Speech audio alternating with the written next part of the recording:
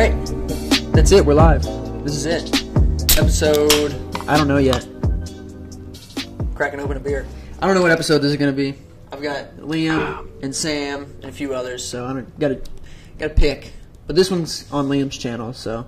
Well, I mean, it'll come out on yours too. So Right. if you're watching this on my channel, make sure to head over to Scene Points podcast and check out the stuff that Cody's doing. And if you're watching this on Cody's channel, go over to my channel and check it out, please. Maybe. Yeah. LEP Automotive.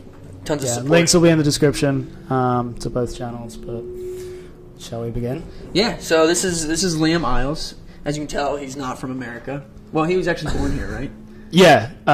Should I give a brief introduction? Well, okay. So first off, before I give an introduction to myself, I should say that I don't usually dress like this. Yeah. It's actually St. Patrick's Day, and we're at NCM Motorsports Park for Southern Roots, and I felt like being really festive, and I turned out to be the only person being really festive today. Yeah.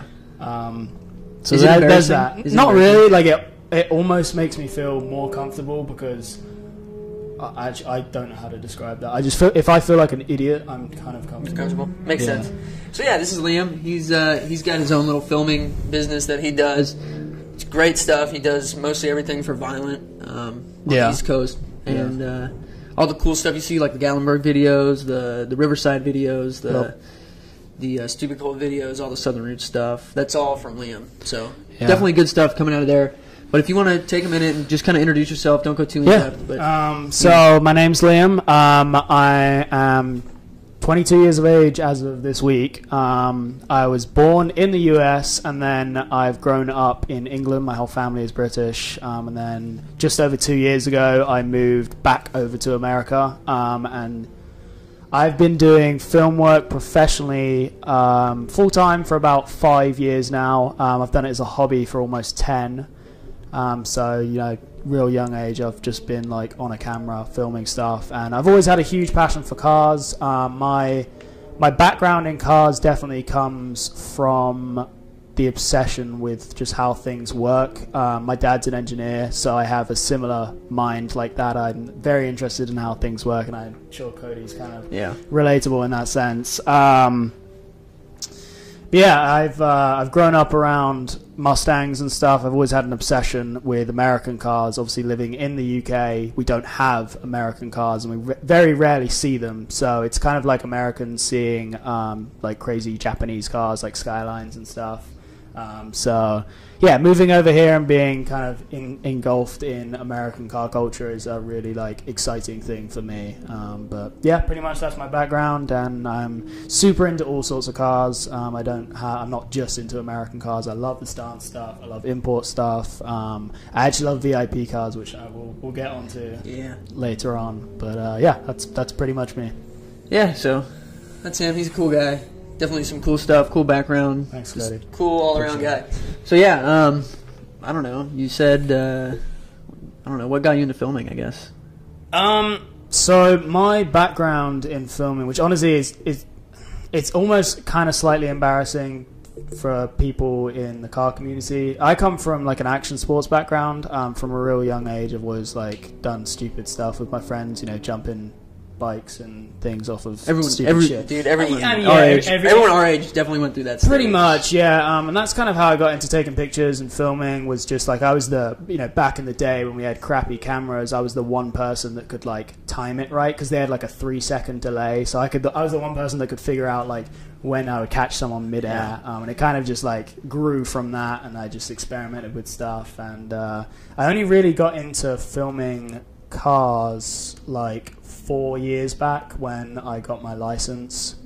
Before then, in England, it was kind of difficult to get out to car shows and meets, and my parents didn't want to go out and take me to car shows that I wanted to go to, so I never really got into it up until I got my license. But yeah, since then I've been super into and every weekend I'm at a car show filming stuff. So yeah, there's a couple guys sort of local. They live in Nashville, but they're like young kids and they can't drive yet. They're super talented photographer, like Free Gucci. Yeah. You know what I'm talking about? Yeah, we need to shout out Free Gucci. Yeah. I love that. I plan on having him on here at some point. But please, he's a really cool dude. But yeah, he's like, I don't know how old he is now, maybe 15 or something.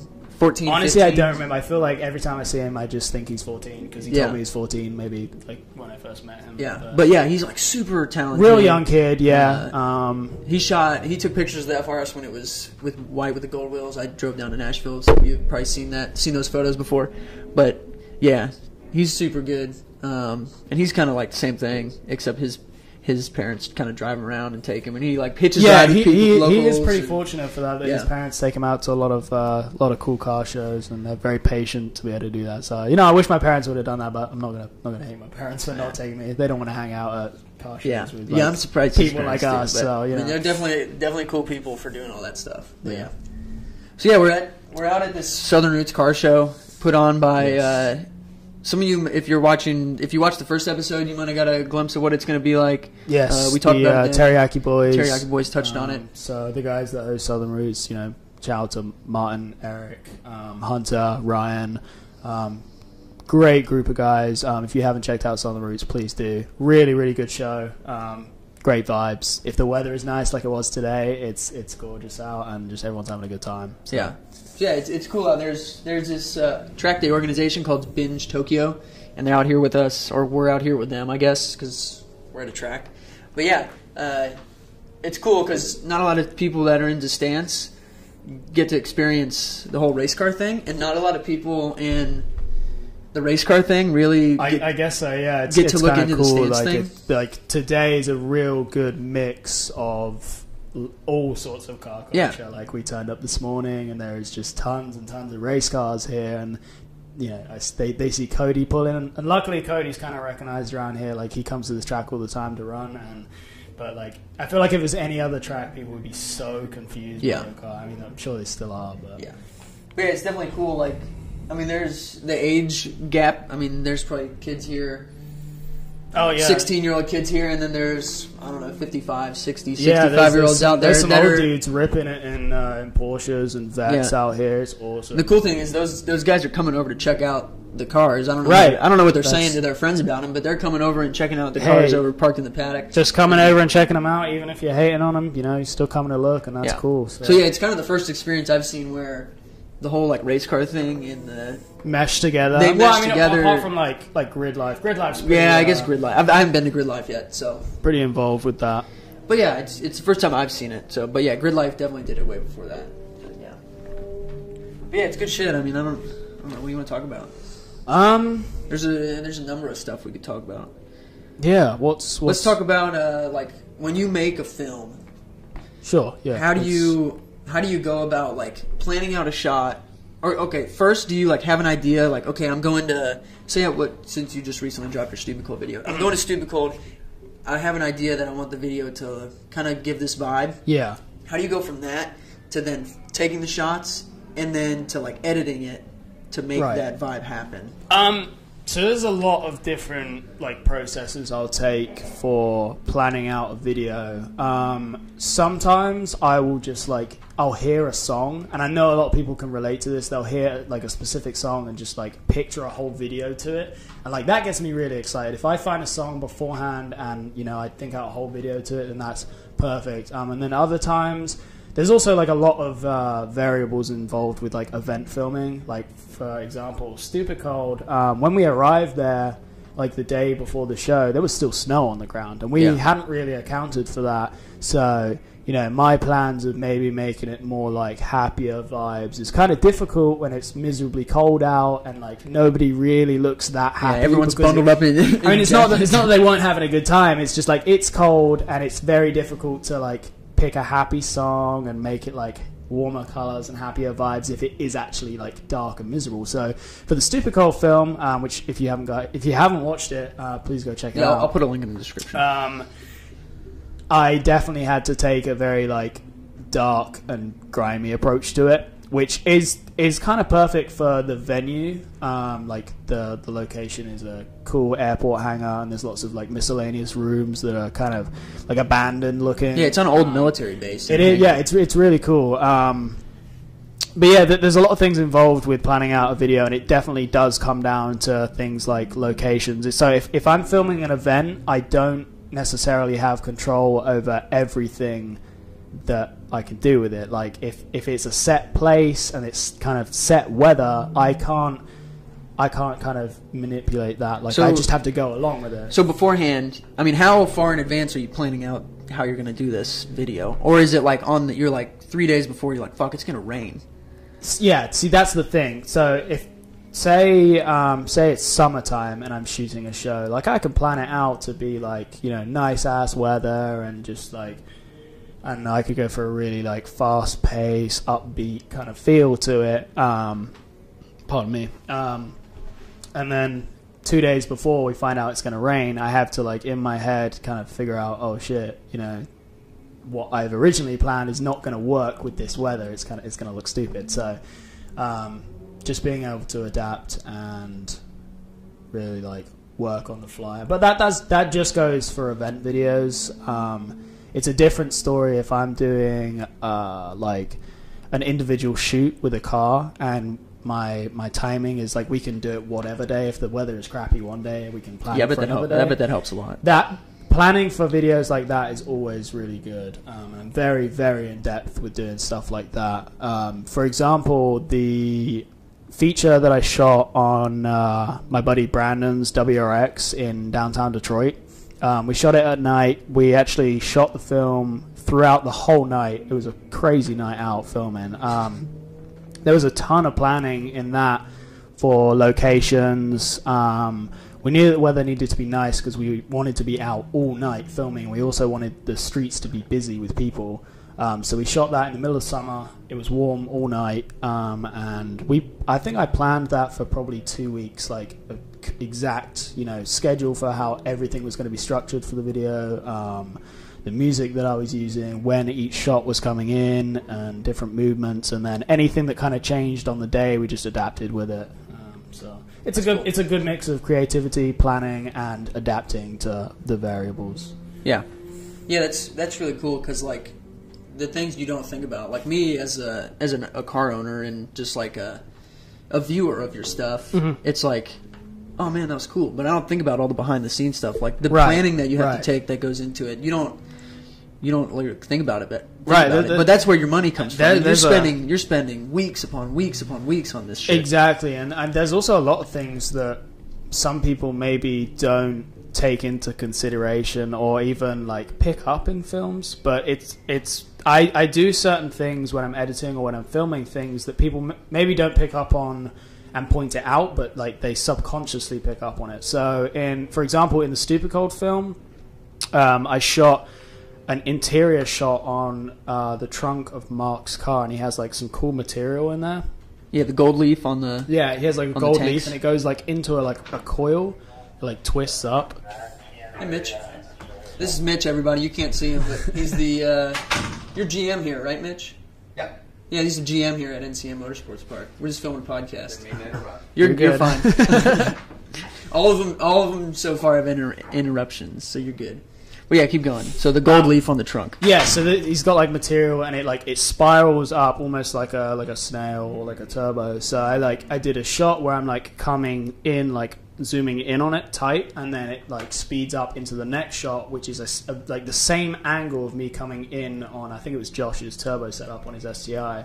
Yeah. And most people really won't pick up on it at all. Like I've watched the video back with other people, and nobody so far has like pointed it out to me and been like, "Oh, that was cool. I like noticed what you did there." But it flows subconsciously, and if you go back and watch the film and notice it, then like you'll see it. Yeah, but that's probably what makes like, I don't know, like a $300 videographer different from a $600 videographer. I guess shit like that.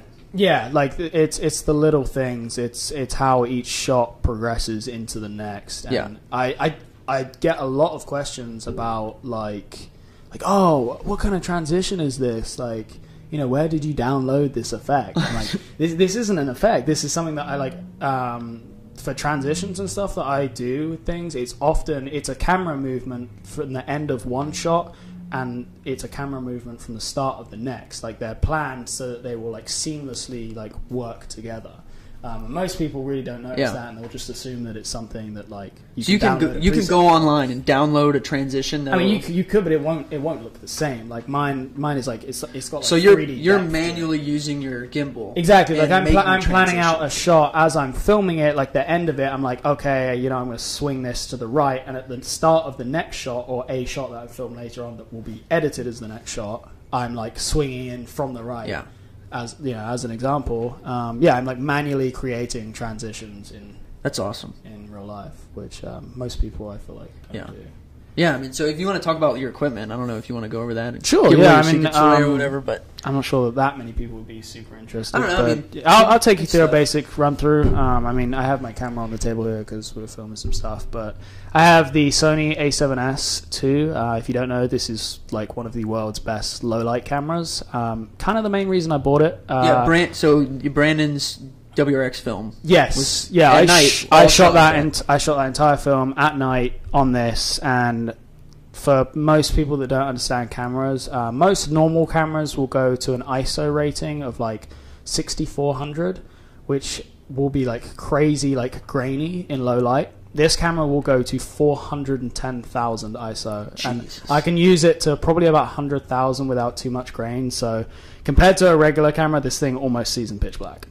That's insane. And then lenses, I just have a few basic lenses. This is kind of my go-to. I have a 24 to 70 f4 on here.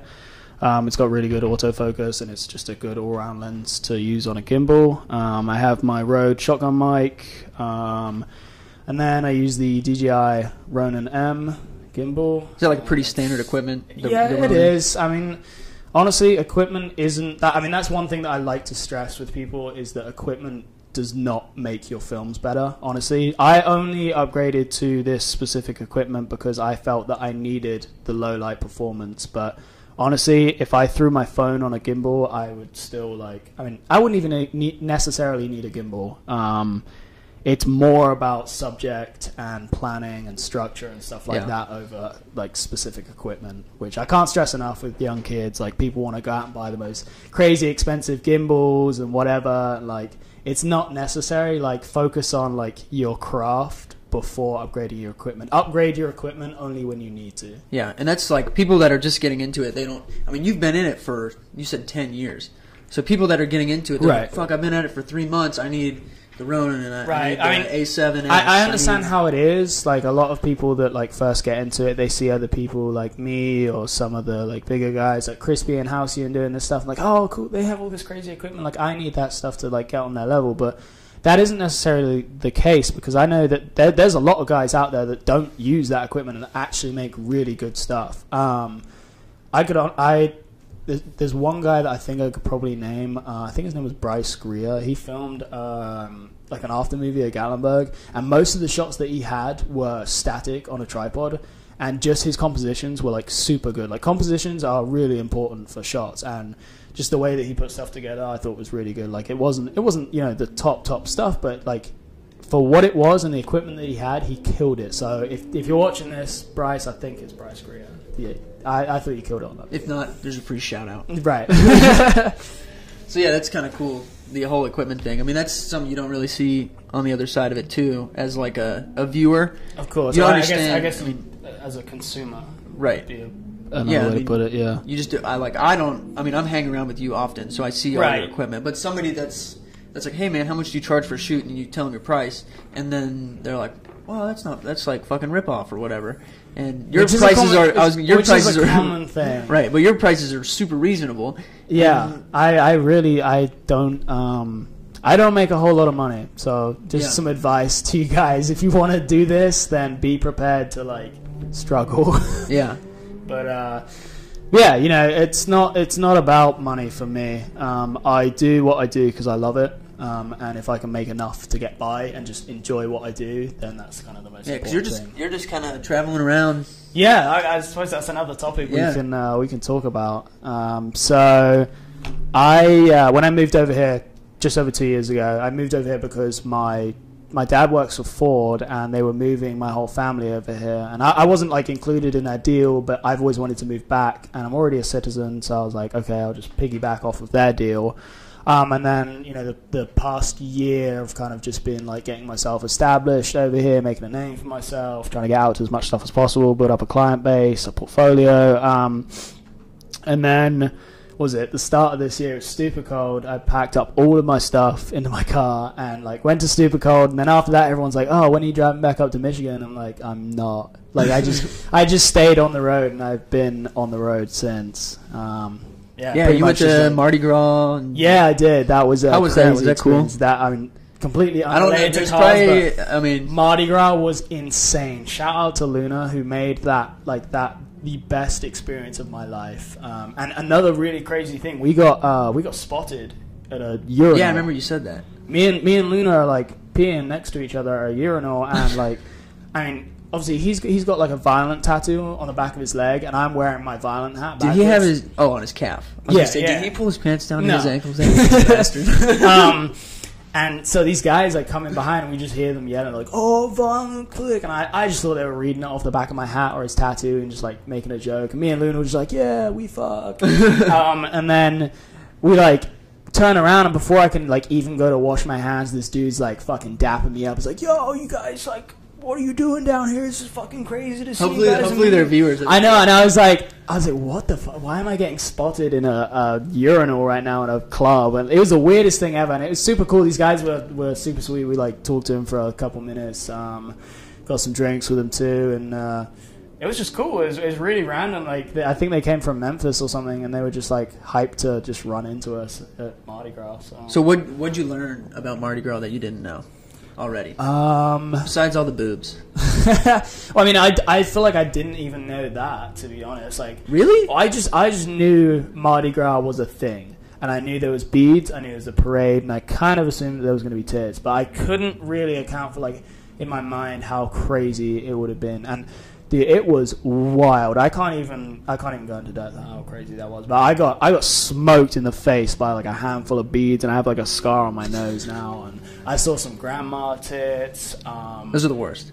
Yeah, I saw some at Daytona Bike Week a couple years ago. Yeah, and Luna took me to the dark side of Bourbon, which I like. We walked into it, and there's no street lights, and I was like, "Oh, cool, it's dark." And he's like, "Nah, go into one of those bars." And I walk in, like I peek my head around the door, and there's just like 10 dudes waving their dicks around. And I was like, "Oh, yeah, okay, yeah, right."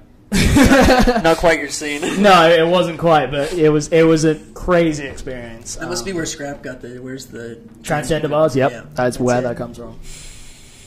Yeah, but cool stuff. Yeah, other than that, I mean, so you're just kind of roaming around doing your own thing. Yeah, pretty much. I guess I'd say all the places that I've been to. Yeah. Since I've been and places that I'm planning to go to. So if you're watching this, so obviously went down to Super Cold. I was in Memphis, and then I stayed in Memphis for like 2 weeks. But I flew back up to Detroit for a weekend to surprise my friends because Brian and Joe were getting engaged. Congratulations. He's a recent subscriber, by the way. Yes. And so that was cool. And then obviously I was back down in Memphis. And I was chilling with Baron for a couple of weeks. Got a couple shoots done, mainly just a lot of editing stuff. And then I went down to Louisiana from there. Hung out with Scrap, Luna, Grant. Obviously went to Mardi Gras. And then me and Scrap went across to Houston. And then we were supposed to be going across to Dallas. But some shit came up, which really kind of sucked. You got a nice car out of it, though. You got the LS. I did. I'm not sure I want to like go into depth about this. No, but pretty much like I don't have the Mustang now for certain reasons, so I had to go back up to Michigan and buy a car. And I bought this sweet LS400, and now I came back down to Chattanooga last week for Riverside, and then now here. And then after this weekend, I think the plan is probably go back across to Memphis for a little bit. I've got to go to Nashville again. Go to Alabama maybe, hang out with Race. Back down to Louisiana, across to Dallas, and then Louisiana again, and then down to Daytona for Tuna Evo, I think. That's in late April, right? Yeah, it's like mid to late April. I think like 21st or something. Yeah. And then I'm planning to come back up to Michigan for May, just because I have family coming to visit. But other than that, I'm trying to just stay on the road. Like, I'm lucky that I know enough people around the country that I can kind of just like couch surf for a little while. Yeah, and your goal is to make it out west eventually, right? Yeah. Ideally, for like winter, I need to be in the West. I really do. Like California's car scene in the winter is like when it's popping. Like in the summer, it's too hot and nobody's doing anything. But in the winter, like all of their best shows are there, and like I need some hookups over there. So if you're watching this and you want to like give me a couch to sleep on for a little bit, like that would be awesome for real. Yeah, we got tons of friends out there, but it's just hard. It's like there's people in the Midwest and in the like Mid-South, and then there's like nobody, and then there's people on the West Coast. Yeah, well, it's difficult in each area for me. Like, I know a lot of people kind of just like from where I live, just down directly south. Like, I know lots of people in the, like, if I go to Florida, I really don't know that many people there. Like, it would be super difficult for me to find a place to stay. Like, I'd have to get a hotel. And then, yeah, it's the same with California. Like, I really don't know that many people out there, or not well enough that they would be comfortable with me staying with them. So it's kind of difficult. Like I need to build. It takes time to build up a reputation for what I do in each area. But I'm pretty well known in the Midwest, so I do okay. Like in directly south of Michigan. Yeah, it's definitely like this whole area, and it's weird because like it's like the same core group of enthusiasts here. Mm-hmm. So eventually, here you're going to run out of customers. I don't know if that's the show people are your customers. Yeah, events and stuff, and then businesses are always doing different things. That's true. Shops are always building new cars, and to be honest, by the time that I'm like looping through people are changing up their cars. They're doing it again, so they're anyway. So it's that's not like I'm running out of customers. It's just through winter is very difficult, especially up in Michigan, and that's kind of the main reason I left was. To get away from winter, I can't do anything. Nobody brings their cars out, and I don't want to. Sure, I could go film something else for a couple of months, but like, where's the fun in that? Yeah. So what's the verdict? Are you happy you moved out? Yeah, definitely. I'm like, I miss having anything like solid in my life. Like, it's kind of weird. Like, I wake up each day and I'm like not really sure what the fuck I'm doing. I mean, that's like most people my age, but other than the fact that like I'm not really sure where I'm living that night, I'm like, if I know that I'm moving to a different city like that day and I don't know where I'm staying, it's kind of stressful because I have to like be on the phone to loads of people like, hey, can I like invite myself to crash here for a little bit? It's kind of difficult, but it's fun. It keeps things interesting. Being in new places all the time, always meeting new people. So now, are you just kind of going throughout our little group of friends and asking, or are you like, hey, I've got someone in like I don't know Atlanta that wants to shoot. I'm gonna go to Atlanta for it's a mixture. Days. I mean, I have just been staying with people within our like kind of friend group. But every time I've gone somewhere new, I've met more new people who are, friends of friends, and it kind of just expands and have more places to stay in different areas. But it's fun. It keeps things interesting. I'm not one. It definitely takes balls. To do that for sure. And I don't know if I could ever. Well, I've got the baby and stuff. Like you can do it now. But even before, I don't think I could do it. Right. I mean, well, I'm at that age where I don't have any ties to be anywhere. I don't have any real financial responsibilities. I have a phone bill to pay, and my car insurance, but they're not really tied to any area. Right. So it's literally like, hey, pay them on the internet. Exactly. I don't have a girlfriend. I don't have a wife. I don't have kids. Just do whatever I feel like doing each day is my kind of thing. It's your forte. Yeah. There's a lot of people that could do that. Yeah, there is. I wonder why they don't. I honestly, I don't know, because they're scared. Honestly, I think that's all it is. Like, I know a lot of people that. How long had you been planning to do this? Like, how much planning did it take for you to move out, or were you just one day like, I think I might try and move out? Oh no, I didn't plan this at all. I was literally like, I think it was 2 weeks before Stupid Cold. I started stressing because I was, winter was tough. I really didn't have that many jobs. I had payments to make on my car. All that sort of shit, and I was just like, I need to bring in some more stuff. I knew that I could do Stupid Cold, and I was going to make some money doing that. But then, like, after that, if I came back to Michigan, I was stuck. So I was like, okay, well, where can I go from Stupid Cold? And I just started talking to people. I was like, hey, what do you have going on, like, this week? And kind of just figuring out a rough schedule as I'm going along with what events are where, what people are doing, what can I tag along with, and what kind of things can I turn into a money-making thing on the way. Yeah, it's a day-to-day thing, and that's cool though. I by no means make a lot of money doing this. It's very stressful, but if you guys like want to, like step out of your comfort zone and just kind of do what I do, like I recommend it for sure. Keeps you happy. Yeah, I mean that's definitely, you've been a lot happier. Yes, I can tell. 100%. Winter, I just shut down. Like it's so difficult to maintain like a uplifted spirit. Yeah. Stuck in the cold. But if I'm experiencing new things every day, then I just like can't help but be happy, really. So it's cool. What do we want to talk about next? We can talk about like. Let's talk about some more car stuff. Yeah. I feel like people watching want to hear some stuff about cars. Yeah. Let's talk about what is your favorite stance car? Like that somebody owns, or a car to stance? Nope, somebody owns. That somebody owns. Like if you had to go and be like, dang, that's my favorite car right now, past or present. Shit, that's a super difficult one to do, for real. I'm honestly thinking more towards. Forget that. Honestly, I have a good topic to talk about. All right. I want to talk about the comparison between the car scene in the UK and Europe and the car scene in America, because I've obviously experienced both. I don't know why I didn't think of this sooner. This is a good topic to talk about. Shit. Okay. The reason that I thought of this is because when he like saying a car, my favorite car, the stance, I was immediately thinking E36 of cars. Touring. No. Although I do want to do that. I'm immediately thinking of cars in the UK because people in the UK go all out on their builds.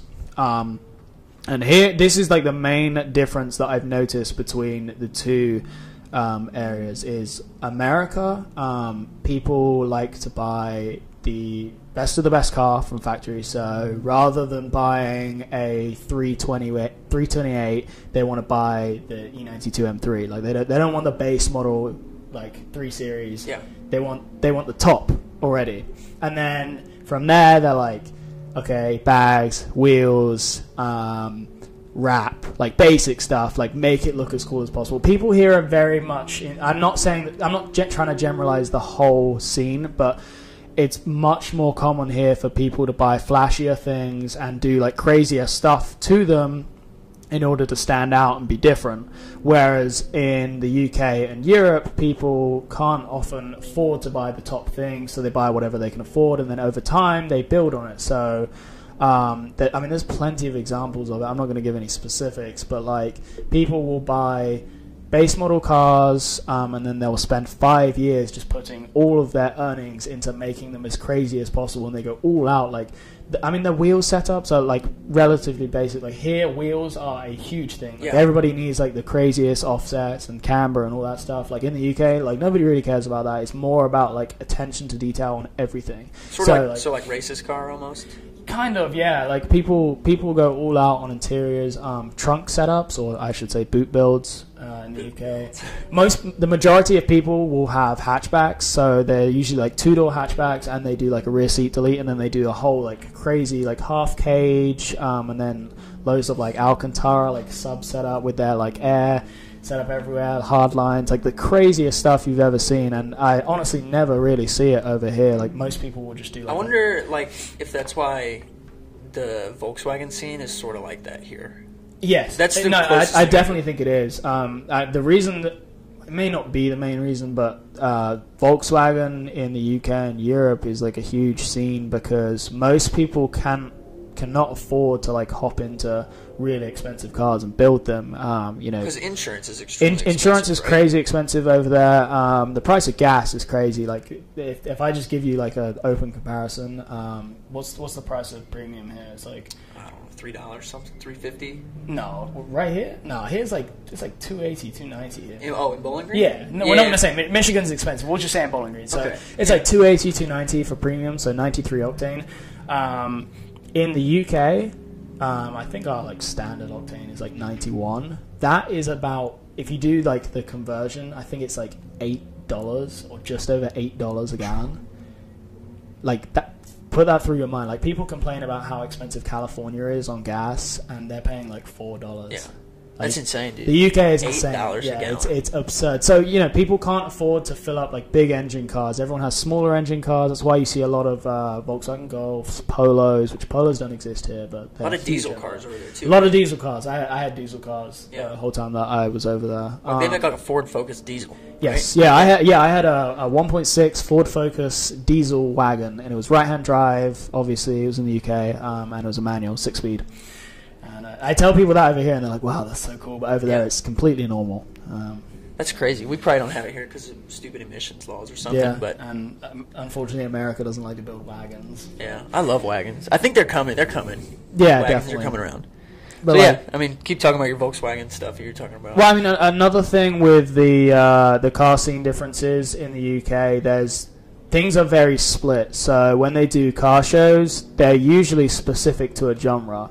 It started to change a little bit, but back a few years ago, it was like there was Volkswagen shows, like specific just for Volkswagens, and they maybe had like a non-VAG section, but it was mainly just Volkswagens. And then they had import shows that were mainly just like drifting stuff.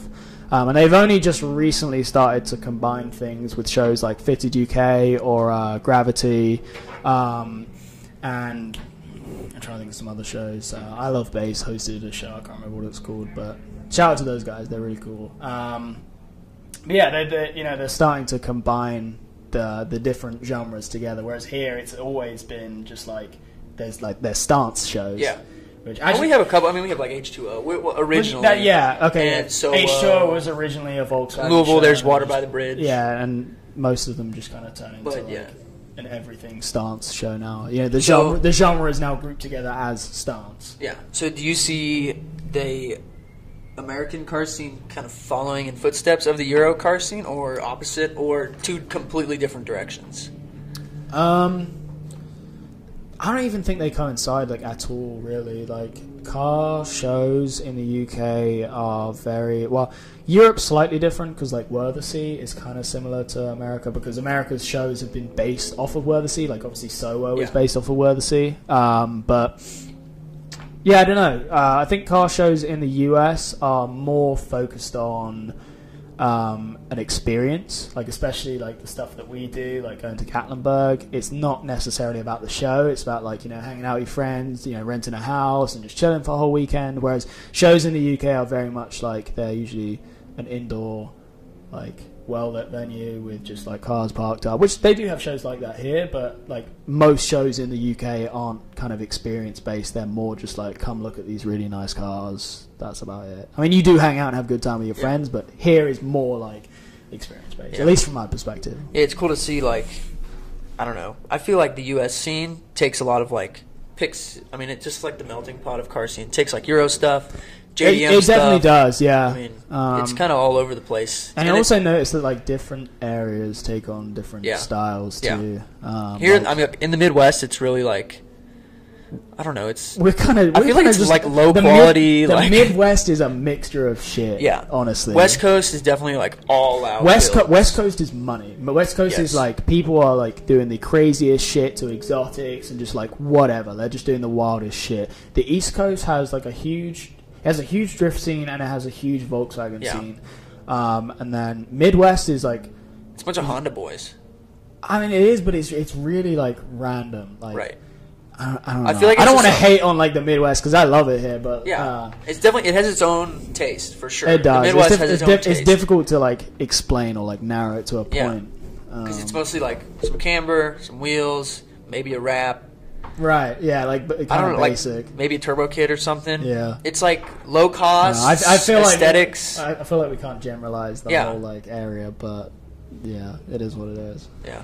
Cool stuff. I mean, I don't know if anyone in here. I've got a few listeners from around the world, but I think mostly like violent dudes in Sweden and stuff are around the world with some Australians or something. I don't know if I have any UK listeners. Yeah, well, I haven't been to Australia, so I'm not actually sure what the scene is like out there. I know you guys have a lot of struggles with the cops and regulations on shit, which England does too. England's very strict on stuff. I know that they just implemented new rules on tire stretching, which is really like screwing a bunch of people over. Yeah. Which is the funny thing about America, which is amazing, and I know a lot of other countries are super jealous of this, is that we can do whatever the fuck we like. Yeah, especially here in Kentucky. Like yeah, you described it perfectly. You're like, hey, like if you wanted to, you could register a fucking couch. Yeah, like you really. It has a VIN number and if it has a VIN number and a windshield, you can register. A VIN number and a windshield, you can register it. So, dude, if you want to register your couch, VIN number, windshield, you're fucking good. Yeah, you just get the kit car application, and I mean, just put on there like I don't know,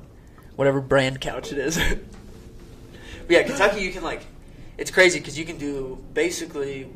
I mean, I've never gotten pulled over with my car in Kentucky. I got pulled over in Kansas, but I was speeding. Yeah, I've never been pulled over for anything but speed. Yeah. Which is a funny thing. That's like another difference. The police here are like, it's a scam.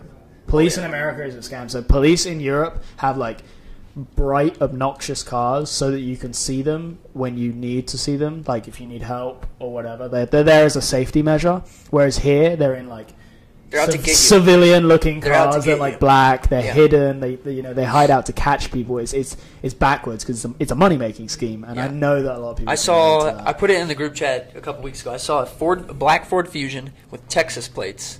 Yeah. Pull somebody over. They'll do out-of-state plates and like throwing people off. Yeah. It's the most ridiculous thing ever, and I'm so like against that. I love like the police in the UK as much as people want to hate on the police. Police in the UK are like cool as shit because everybody speeds like.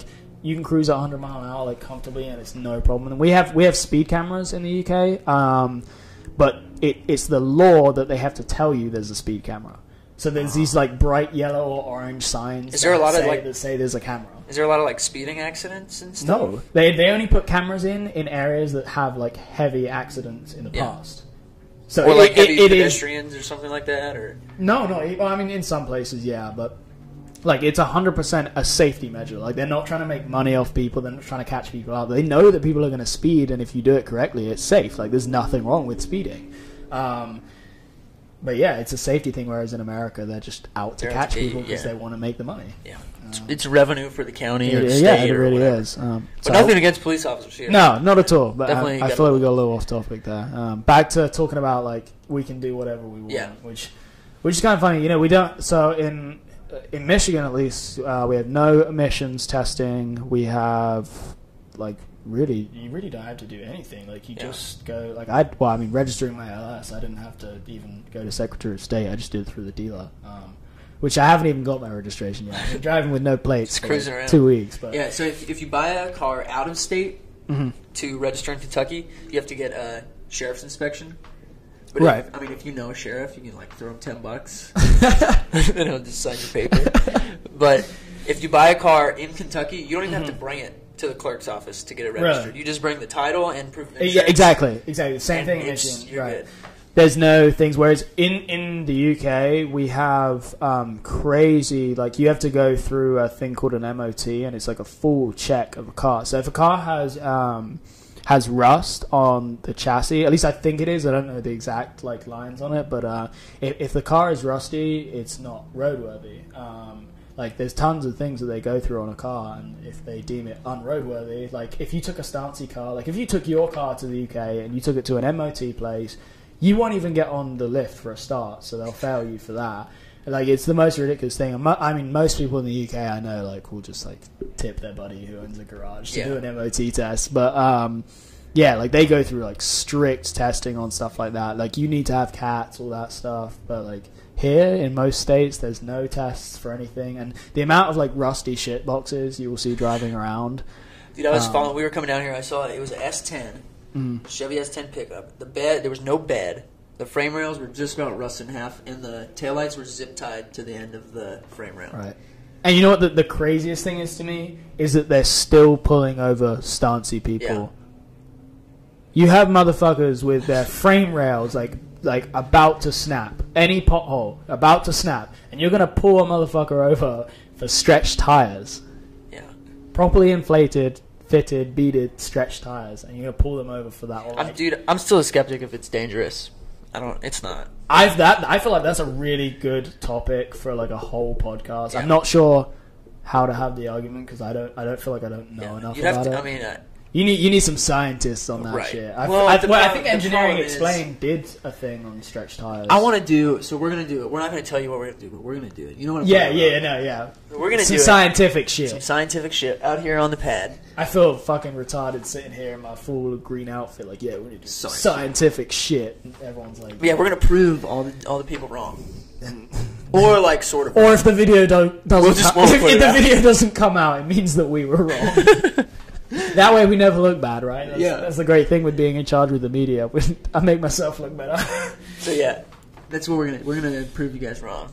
All the haters. Yeah. Well, I mean, even if we don't, we're just gonna have fun with it. More people crash and kill people street racing than people with camber do. Right. They're like, camber kills. I'm like, so show me the proof. Camber's. Show me the proof. I haven't seen a single case where camber killed. I mean, I know that I'm not going to talk about any. There was a thing in Florida, I think, where a Golf killed a. I think they were speeding though. They were racing, I think, because there was like snaps. And I think they had like wobble bolts. They had wobble bolts. No hate to wobble bolts, but Jake runs wobble bolts. Fuck that. Not about the wobble bolts. I wouldn't do it. But what else you want to talk about? The LS. Yeah. Kind of just go over, I don't know, what you're going to do to it, what your plans are. Yeah, well, okay, so like about it. Brief history, I've always been a little bit like obsessed, like I kind of geek out over VIP cars ever since like the Stance Nation Facebook page became a thing, like way back in the day, like they were always posting that stuff, and then when Elvis hopped onto the LS platform and started building that, like I followed it from the start, and now our buddy actually owns that car. I think he keeps it pretty private though. Yeah, dude, he's got. Me and Ben talk about it on his Really, episode. He's really got, cool, dude. Oh my god, he's got so much shit. But yeah, I've always been very interested in the big body VIP, Bipu style cars. And I geek out over like fancy interior stuff. Yeah. Like I honestly don't understand the point of having some of the things that they have in the cars, like the window curtains. Like I get it, like it's like a privacy thing. It's kind of dumb. Like me, if I was thinking like logically as a non-car person, I'm like, why the fuck do I want curtains in my car? As my little brother got curtains for his. Right. But me as like a person who's geeking out over VIP, I'm like, oh shit, yeah, some fucking curtains. That's really fucking cool. Like I want to put curtains in my car. But yeah, so when some stuff happened and I needed to buy a car, I was looking around for an LS400. I've always kind of wanted one. I looked around for a good amount of time last year for an SC, the SC400. And I went and looked at a few. I actually went down to Florida and looked at one, and it kind of didn't turn out to what I wanted it to be. And I knew that I was going to have to spend like more money than I wanted to get a clean one. So it put me off it. And then when it came around to it this year, I needed to buy a car. I got lucky to find this super, super clean LS400. It's a 2000 model, like top spec. I found it in Michigan. It's been in Michigan its whole life, no rust. 150,000 miles, really not bad for the one you see. It's crazy clean, and I paid $4,000 for it, and it's just. It is really clean. I've seen it. It's gorgeous, like, and I'm like super fully loaded stuff. Yeah, dude, it's got GPS. It's every like electronics. It's got a factory sub that like bumps. It bumps, dude. Fuck. Dude, it's just a really, really good car. Like, I can't believe I got it for $4,000. Like. My buddy Brian rides and he's like, dude, this is like a $7,000 or $8,000 car. Like, how the fuck did you get this for $4,000? Yeah. But yeah, anyway, like the plan with it is, I want to do a VIP car, but I also want to be able to use this car to like drive thousands of miles to shows. I don't want to get into the whole business of trailering a car or something. Like, I want to have a car that I can drive to shows and drive back from It's shows. Definitely nice. Just being able to pack your shit up, not having to pay for a bunch of gas. Exactly. So for the tower. Yeah, I really want to do like lots of cool interior stuff. For the shorter you should make term, the back into a bed. That would be dope for sure. But yeah, short term, I kind of just want to make it look nice as it is. It's pretty clean. Just wheels, suspension stuff. Make it just make it nice, respectable looking car. And then in the longer term, just. I want to do like crazy interior stuff. Like the other day, I was joking about like putting a fucking microwave in it and a fridge and a fish tank or some shit. Like I don't know how possible any of that is. But the trunks are huge. You can put a lot of stuff. That is true, but like I want to have it in like the cabin. Like dude, if I could have like a microwave in there, I don't know why I'd need a microwave, but like for some reason, for some reason in my mind, I'm like, yo, I want to put a fucking microwave in my car. And I can cook up some fucking chicken strips while I'm driving. I don't even have to stop for food. Then, boom. But yeah, that's like pretty good. That's pretty good. I really want to respray the car. It's white right now. It's the two-tone white with like the grey lower half.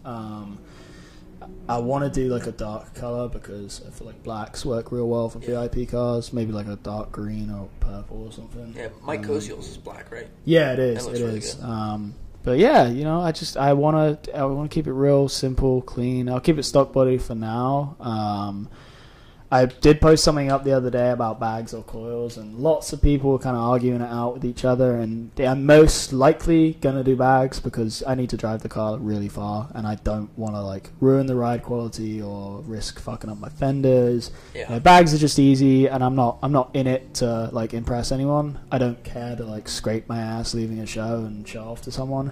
I'm building it because like it's a really cool thing that I'm obsessed with. I couldn't give a shit about showing off to other people, and sure enough, yeah, I am gonna like make a build series on YouTube about it, but it isn't, I'm not like gonna put it out there like, hey, what should I do next to my car? Like, you decide for me. Like, yeah, I'm gonna do what I want to do to it, and I'm just gonna share it with people. But yeah, dude, I'm excited. Once I get some money together, wear bags. I'm excited for the whole build thing. I mean, you've been trying to plan something like this. I know, I really have. Like since I first got my license, or like even before then, like I've been researching cars that I want to do things to. And funny enough, even being in the scene, I've never built my own car. I've worked on friends' cars and helped them out with stuff, and I love that stuff. But I've never had my own car, and I've never really been able to. Like financially, my money has always been put back into my business stuff, and I've also, it's never really like most people would be like, yeah, I'm going to prioritize buying a car and doing that because I love it.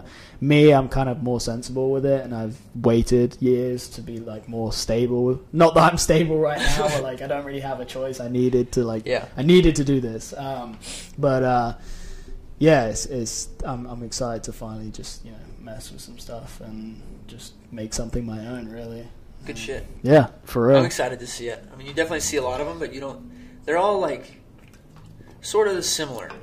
Yeah, that's another thing with the VIP thing, which I definitely like, and I think I like it because I like how the UK car culture is, with people spending a lot of time to perfect things. I'm not, as much as I would like to buy something crazy and do a crazy all out there like different build.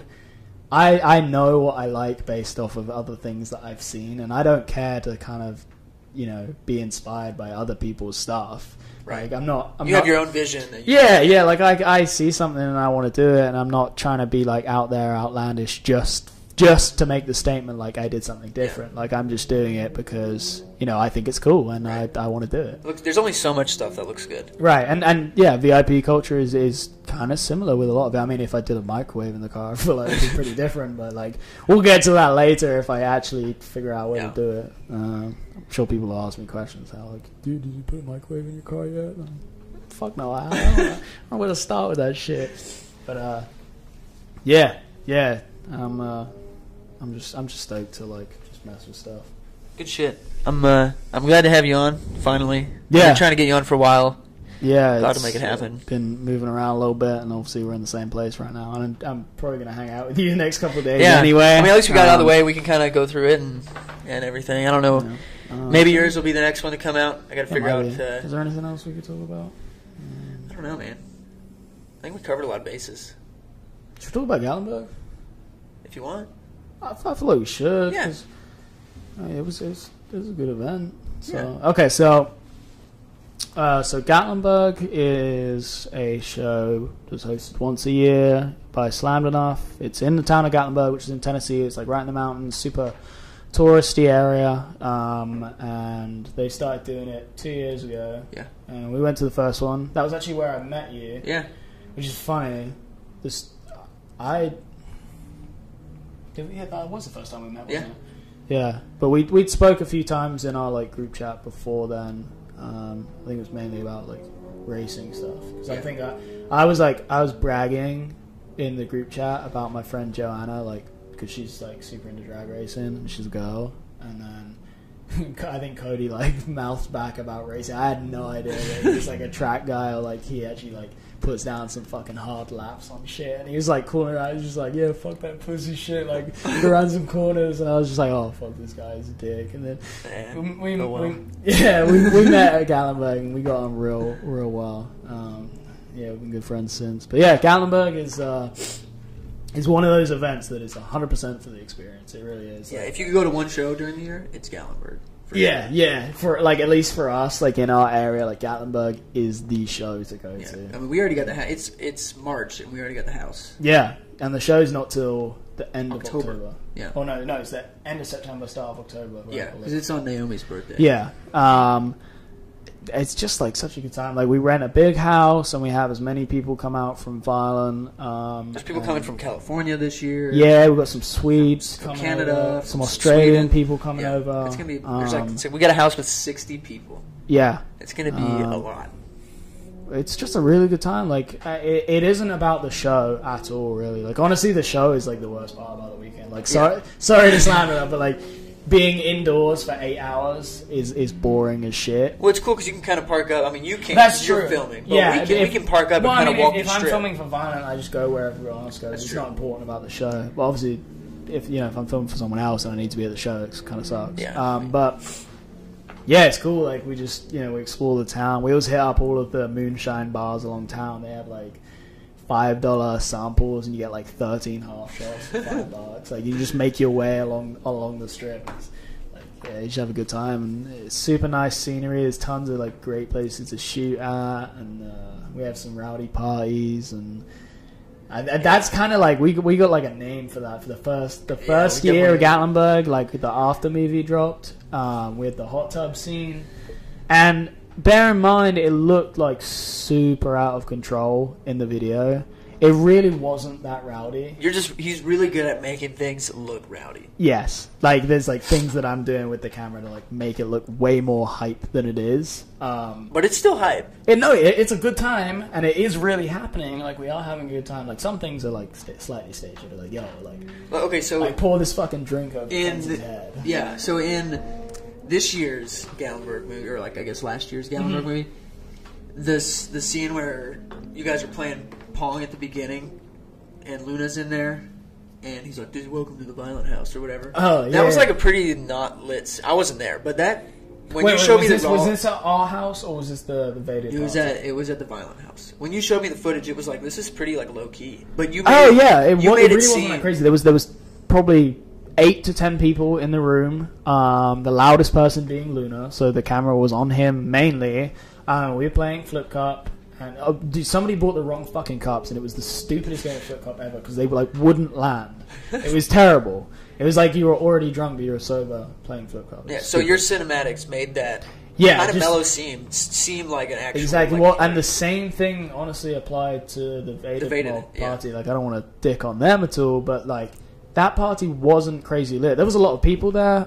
We did have the music bumping. Everyone was playing beer pong, but most people were kind of just standing around, just chatting, kind of, normal social thing. And then in the video, it looks crazy hype because Daniel in the video is like, he's the hype man. He's rapping over the fucking music. He's dancing with everybody, trying to hype everybody up, and that and the way that I filmed it was the main thing that made it look way more lit than it was. And there's a bunch of raw clips that I have where, like, in the background of me filming it, I'm like talking to someone else. I'm like, oh yeah, this is like behind the scenes of how like not lit this really is. Yeah, it's literally just like one white guy just like jamming out, and then a bunch of other people staring at him like, who the fuck is this idiot? Yeah.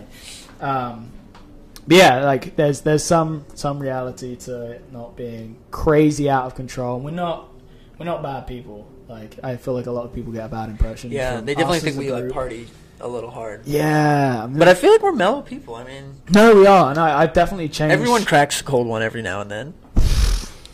Cheers. Well, talking of, that one's fucking empty. I'm cracking a little cold one. Right? There we go. But yeah. Shout out to Yingling. No, sold in Kentucky. Yeah, that's another good thing to talk about is violent kind of being misconstrued a lot by the general public, or at least most people that see us. I've changed quite a few people's minds just from hanging out and talking to them. For example, Stupid Cold, there was an after party for the show, and you know, we were the hell of lit at the party. Like it was rowdy. You know, everyone's kind of getting out of control. If you see any of the pictures on Facebook, sorry, Mum. Yeah, they're pretty bad pictures. Sorry, any of all potential of employers. Like, yeah, you know, we were having a hell of a good time. I was wearing Sam Eyles sunglasses in the club, and every single picture I looked like a fucking douche. And then the next night, I was staying at Baron's house, and there was a bunch of people over because we were grilling outside. It was, you know, it was nice weather. And I met this guy, Mark. Shout out to Mark if you're watching this. You know, we were just chatting for a little while. Real cool guy. You know, we got on pretty good. And then we were talking about the party the night before, and he showed me this Snapchat of, like, I think it was me, you, Josh, maybe Daniel, like, dancing together. Like, we're almost, like, humping each other. We're all... Well, I'm not doing us any favors here, but he showed me this Snapchat video, and he's like, yeah, these guys look like a bunch of fucking douches. Like, look at this guy with the glasses on. Like, I was like, yo, that's me. He's like, what? And then he was like, oh my god, I'm so sorry. I was like, nah, it's cool. He's like, but for real though, I thought you were a douche. Like last night, just looking at you, just my opinion of you, like having a good time wearing sunglasses in the club, kind of just being looking like a dick. Like, and I'm sitting here like dressed like a dick right now. Like, yes, I do look like a dick occasionally, but like I do it because it's fun, and having fun is like the most important thing ever. But yeah, like I completely changed his mind. He was like, after that, he was super like, oh, actually, you know, to be fair, you're really fucking cool, down to earth dude. We just had normal conversations about everything. We talk all the time now. He sends me Snapchats of tits like all the time. But yeah, like we're just, you know, I've changed like a bunch of people's opinions on that stuff just from hanging out with them and getting to know them a little bit. Like a lot of people don't like you based off of your social media persona, which, to be fair, you are cocky sometimes on social media to people. I try not to be. I know you definitely got better at it. Like when you first got the car, it was a bit of a shit. Well, okay, so like I felt like a need that I had to like defend myself, but now I'm like, which is fair enough.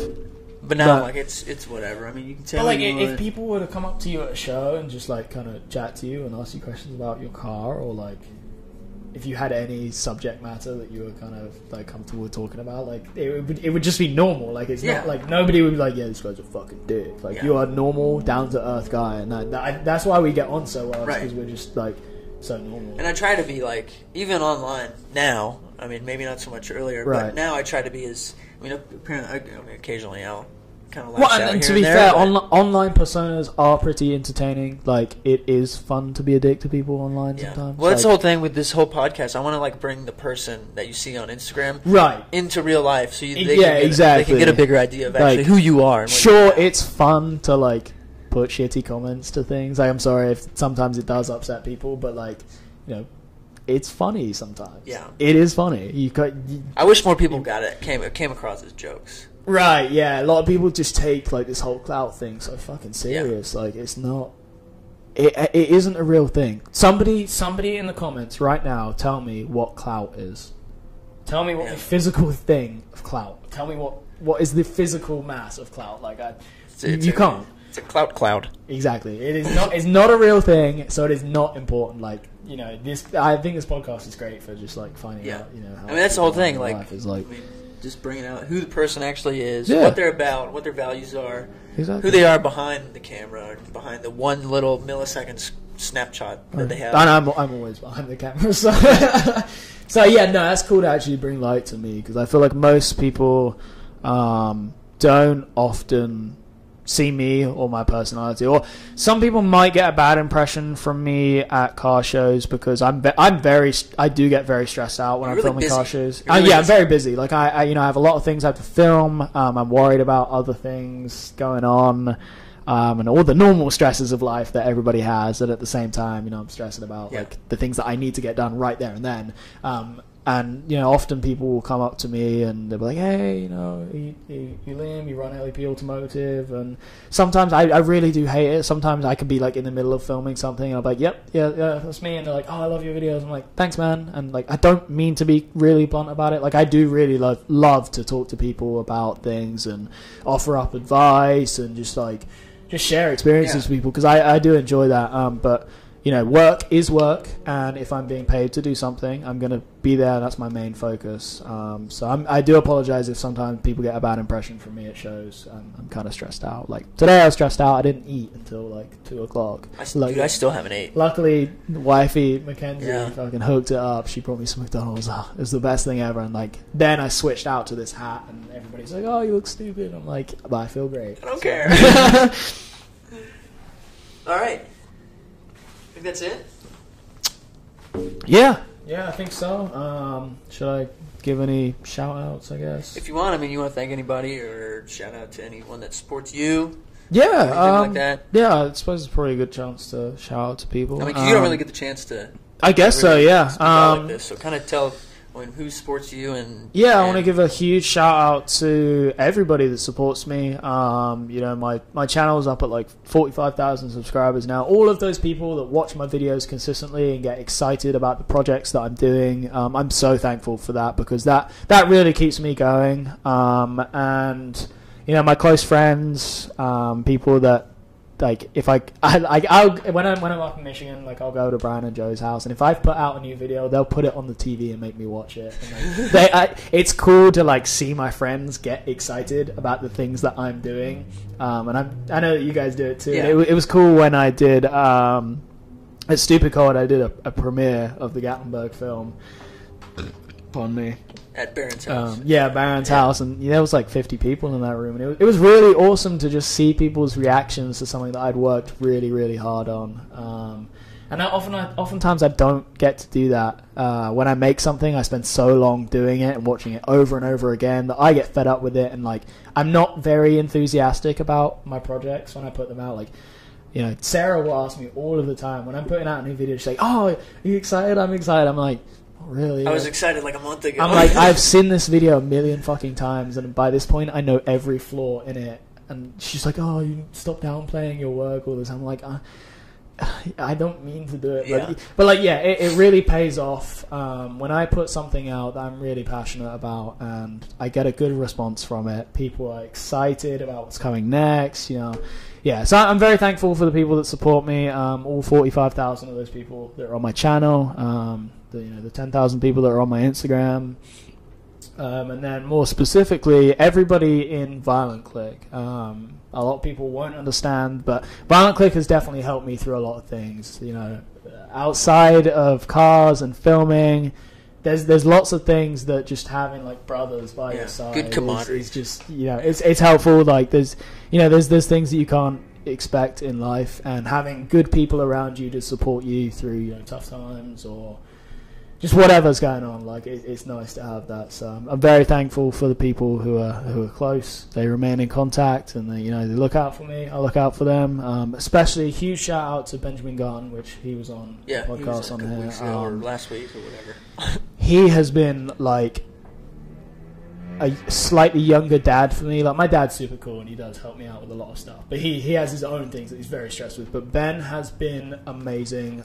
He has really helped me out with a lot of things, and he's so supportive. He pays me out of pocket. Let me just point out, he pays me out of pocket to film the Violent videos. Violent as a business, shall we say, does not, like, it doesn't make money. We don't sell a product, you know, whatever. Ben pays me out of his pocket to come to events and film, and he supports me, and he believes in me to do great things, and he tells me that all the time. Yeah, that's a great push. It's a really good, like, morale booster. Yeah. So I definitely want to say a huge shout out to him, and anybody else that kind of you know sees potential in me, and gets excited about what I'm doing, and is just is passionate about what I'm passionate about, and Yeah, that's cool. So cool shit. Thanks for coming on. I really appreciate it. So I mean, thanks for having me. If you're watching on my channel, subscribe. If you're watching on Liam's channel, subscribe. Yeah, subscribe to both of us. Scene Points Podcast, LEP Automotive. Yeah. Please check us out. You can follow either of us on Instagram at Cody Mason. Cody.Mason. Cody.Mason109 and Scene Points Podcast. Yeah, and then I'm at LEP_automotive,